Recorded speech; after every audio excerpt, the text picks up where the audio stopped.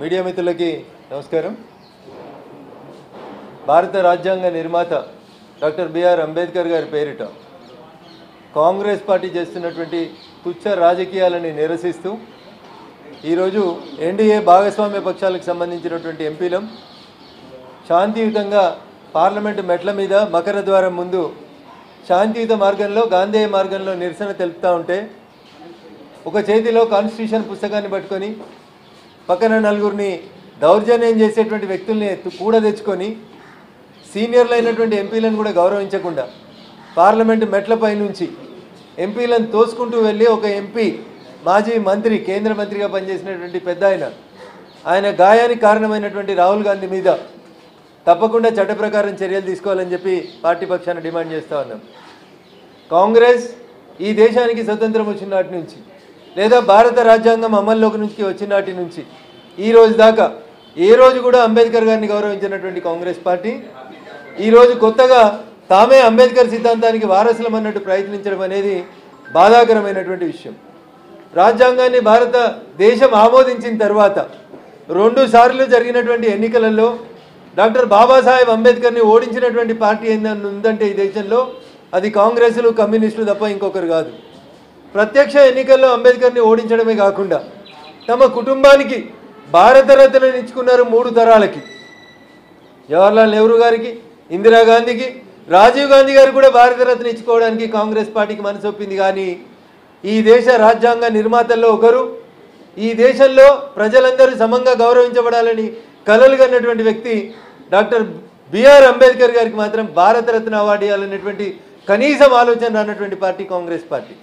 ఎన్నికలలో నిలబడితే ఓడగొట్టినారు, వ్యతిరేకంగా ప్రచారం చేసినారు, రాజ్యాంగ నిర్మాతను గౌరవించలేదు. ఆఖరికి మీ కుటుంబంలో 3 తరాలకి భారతరత్న ఇచ్చుకున్నారు. కానీ బాబాసాహెబ్ అంబేద్కర్కి భారతరత్న ఇవ్వాలనేటువంటి ఆలోచన లేని మీరు ఇవాళ ఓట్ల కోసం బిఆర్ అంబేద్కర్ గారి వారసులం అని చెప్పి కాంగ్రెస్ పార్టీ చేస్తున్నటువంటి కుట్రల్ని కుతంత్రాల్ని ఈ దేశ ప్రజలందరూ కూడా గమనించాలి, అర్థం చేసుకోవాలని మేము సవినయంగా అప్పీల్ చేస్తూ ఉన్నాం. భారత రాజ్యాంగ నిర్మాత బిఆర్ అంబేద్కర్ని గుర్తించింది, గౌరవించింది. వారు చదువుకున్న స్థలం, పుట్టిన ప్రదేశం నుంచి ప్రతి ప్రాంతాన్ని గుర్తించి పంచతీర్థిగా అభివృద్ధి చేసింది భారతీయ జనతా పార్టీ తప్ప కాంగ్రెస్ కాదు. అట్లాంటి కాంగ్రెస్ ఈరోజు ఓటు బ్యాంక్ రాజకీయాల కోసం అధికారంలో ఉన్నప్పుడు ఏ రోజు కూడా బిఆర్ అంబేద్కర్ గారిని గుర్తించని గౌరవించని కాంగ్రెస్ ఈ రోజు వచ్చి కొత్తగా కథలు చెప్తా ఉంది. వారు రాసిన రాజ్యాంగం మీద ముప్పేట దాడి చేసి అనేక సార్లు సంస్కరణలు చేసి నానా యాగి చేసినటువంటి కాంగ్రెస్ పార్టీ ఈరోజు కొత్తగా తామేదో చేస్తామని చెప్పడం అనేది దుర్మార్గం, బాధాకరమైనటువంటి విషయం అని చెప్పి ఈ సందర్భంగా తెలియజేస్తూ ఈరోజు పార్లమెంట్ ఆవరణలో దుర్మార్గంగా బిహేవ్ చేసినటువంటి వ్యక్తులందరి మీద కూడా తగు చర్యలు తీసుకోవాలని కొద్దిసేపట్లో మేము స్పీకర్ గారిని అదే రకంగా పోలీసు వాళ్ళని కూడా కలిసి కంప్లైంట్ చేయబోతా ఉన్నాం. సో కాంగ్రెస్ పార్టీ ఏం చేయాలనో అర్థం కాకుండా భారత రాజ్యాంగం మీద 2 రోజులు సుదీర్ఘంగా చర్చ జరిగిన తర్వాత ఏ రకంగా తమల్ని తాము ప్రొటెక్ట్ చేసుకోవాలని అర్థం కాకుండా కాంగ్రెస్ రాజ్యాంగ నిర్మాత అయినటువంటి బిఆర్ అంబేద్కర్ గారికి 1950 నుంచి 2024 దాకా 1, 2, 3, 4, 5వ తరమైనటువంటి రాహుల్ గాంధీ దాకా భారత రాజ్యాంగానికి చేసినటువంటి అవమానాలని మేము ఈ దేశ ప్రజల ముందు ఉంచినప్పుడు కాంగ్రెస్ పార్టీకి ఏం చేయాలనో అర్థం కాక ఏదో ఒక బహానా తీసుకొని గందరగోళం సృష్టించే ప్రయత్నం చేస్తుంది తప్ప భారతీయ జనతా పార్టీ ఈ దేశ రాజ్యాంగ నిర్మాతగా బిఆర్ అంబేద్కర్ గారిని గౌరవించింది, గుర్తించింది, వారు చేసినటువంటి పనులని స్వాగతించలేదు తప్ప మీలాగా ఓట్ బ్యాంక్ రాజకీయాలు మేము చేయట్లేదు. మీరేమో రాహుల్ గాంధీ పైన చర్యలు తీసుకోవాలంటారు, ఆయన ఏమంటున్నారు, నాకు కూడా ఎంపీగా హక్కు ఉంది లోపలికి వెళ్ళడానికి, కానీ నేను వెళ్తుంటే వాళ్ళే నన్ను అడ్డుకున్నారు అనేటువంటిది ఆయన చేస్తున్నటువంటి ఆరోపణ. యాజ్ ఏ ఎంపీగా ప్రతిపక్ష నేతగా నాకు సభలోకి వెళ్ళేటువంటి హక్కు లేదని కూడా ఆయన ప్రశ్నిస్తూ ఉన్నారు. సో రాహుల్ గాంధీ గారు అర్థం చేసుకోవాల్సింది ఏంటంటే కేంద్ర మంత్రులు చాలామంది కూడా మేము ప్రొటెస్ట్ చేస్తున్నప్పుడు ఆ పక్కన ఇంకొక ద్వారం ఉంటుందన్న, దాంట్లోంచి వెళ్ళిపోయినారు పైకి.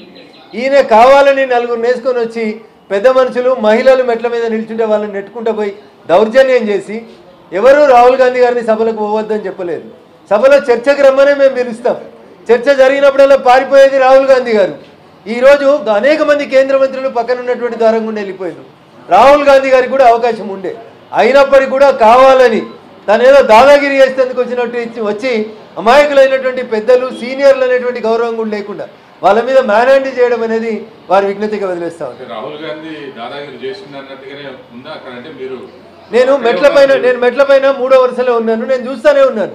వచ్చుడే వాళ్ళ చెస్ట్ మీద చేసి మహిళలని కూడా చూడకుండా నెట్టుకుంటూ పోయినారు. ఇంతకంటే దుర్మార్గం ఏముంటుందన్న? ఒక ఎంపీగా ఒకవేళ నిజంగా మీరు చెప్పిన మాట కరెక్ట్ అయితే మేము ఎవరమన్నా మీరు ఆగకు అడ్డంగా నిలబడి ఉంటే I want to go inside అని ఒక మాట చెప్తే అయిపోయేది. లేదా ఒక నిమిషం మీరు నిలబడి ఉంటే అక్కడ ఉన్నటువంటి సీనియర్ ఎంపీలు అందరూ కూడా పాయింట్ న్యాచురల్గా పక్క జరిగి మీకు ద్వారిచ్చేవారు, లేకపోతే ఆ పక్క నుండి ద్వారం ఉంది అక్కడి నుంచి వెళ్ళండి అని చెప్పేవారు. ఏది లేకుండా వచ్చి రాగానే 4 మనుషులు వేసుకొని దౌర్జన్యంగా నెట్టుకుంటూ పోవడం అనేది ఎంతవరకు సబబు అనేది వారు ఆలోచించారు. నేను అక్కడే ఉన్నాను, నేను ప్రత్యక్ష సాక్షిని. నేను 3వ మెట్టు మీద నిలబడి చూస్తూ ఉన్నాను. వచ్చి రాగానే ఆడ ముందు 2 మహిళా ఎంపీలు ఉన్నారు, వాళ్ళ మీద చేయలేసి నెట్టేస్తూనే ఉన్నారు. ఇదేం ప్రజాస్వామ్యం, ఇదేం సాంప్రదాయం అన్న? స్త్రీలను గౌరవించారు, పెద్దవారిని గౌరవించారు. సారంగి గారు ఎంత పెద్దవారు, ఎంత ఏజ్లో ఉంటారో అర్థం చేసుకోవాలి. మీరు ఎక్సైజ్ చేసేది అట్లాంటి పెద్దల మీద బాడీ బిల్డింగ్ చూపెట్టడానికి కాదు.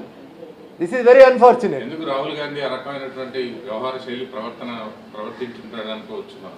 సో సమయంలో కోల్పోయినటువంటి కాంగ్రెస్ పార్టీ ఏం చేయాలనో అర్థం కాక దేశ ప్రజలకు ఏం సమాధానం చెప్పాలి?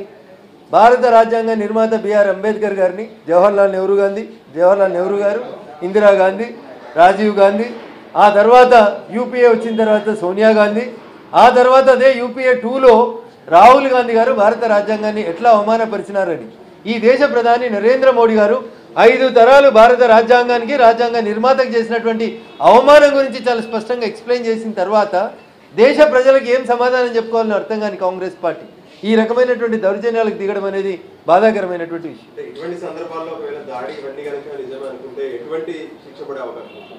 So it is too early to comment Rajanna. Wait for the evening. మధ్యాహ్నం 2 గంటలకల్లా వీడియో ఫుటేజ్లంతా పరిశీలించిన తర్వాత బాధ్యత గల ఎంపీలుగా మేము సమయంతోటే ఉన్నాం, సమయంతోటే వ్యవహరిస్తాం. తప్పు ఎక్కడ జరిగిందో చూస్తాం. ఖచ్చితంగా చట్ట ప్రకారంగా తీసుకోవాల్సినటువంటి అన్ని చర్యల గురించి కూడా మా పార్టీ పెద్దలు ఆలోచిస్తారు.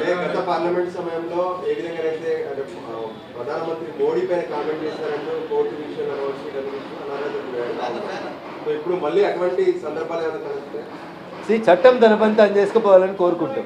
దౌర్జన్యం చేసినటువంటి ఎంపీ, ఒక ఎంపీ సాటి ఎంపీల మీద దౌర్జన్యం చేయడం వరకు ఎంతవరకు సమంజసం, ఎట్లా దాన్ని జస్టిఫై చేసుకుంటారనేది ఆలోచించుకోవాలి. ఒకవేళ బీజేపీ ఎంపీలు మీకు ద్వారం మొదలక ప్రొటెస్ట్కి మీకు అడ్డంగా నిలబడి ఉంటే అట్లీస్ట్ మీరు 1 నిమిషం అన్నా నిలబడి ఉండాల్సింది. ఆ మాత్రం కూడా చేయకుండా తోసుకుంటూ పోవడం అనేది సరైనది కాదనేది నా భావన. రాహుల్ గాంధీ ప్రవర్తన వ్యవహార శైలి మీద బీజేపీ ఫర్దర్గా ఎలా చేయబోతుంది సార్ మీ పార్టీ కానీ ప్రధాని? అంటే ఆ వీడియోస్ అక్కడ జరిగినటువంటి ఇష్యూస్ అన్నీ కూడా చూసిన తర్వాత చట్ట ప్రకారం కంప్లైంట్, ఒకవేళ నిజంగా వారు చేసినటువంటి దాడి వల్లనే వారికి ఇంజురీ జరిగిందనుకోండి, చట్ట ప్రకారం ఎఫ్ఐఆర్ రిజిస్టర్ కావాల్సిందే. దాని గురించి పూర్తి వీడియోస్ని, అక్కడ అంతా గందరగోళమైనటువంటి పరిస్థితి ఉంటే పూర్తి వీడియోస్ని పరిశీలించిన తర్వాత తప్పు ఎవరు చేసినారని చూసి చట్ట ప్రకారం చర్య తీసుకోవడానికి ప్రయత్నం చేస్తాం. Thank you. ఈ వీడియో మీకు నచ్చినట్టయితే లైక్ చేయండి, 10 మందికి షేర్ చేయండి. అలాగే కామెంట్ల రూపంలో మీ అభిప్రాయాలను మాతో పంచుకోండి. Nationalist hub group of channels ను సబ్స్క్రైబ్ చేసుకుని తెలుగునాట జాతీయవాద జర్నలిజాన్ని ప్రోత్సహించండి. ఈ వీడియో కింద ఉన్న బెల్ ఐకాన్ పై క్లిక్ చేయడం మర్చిపోవద్దు.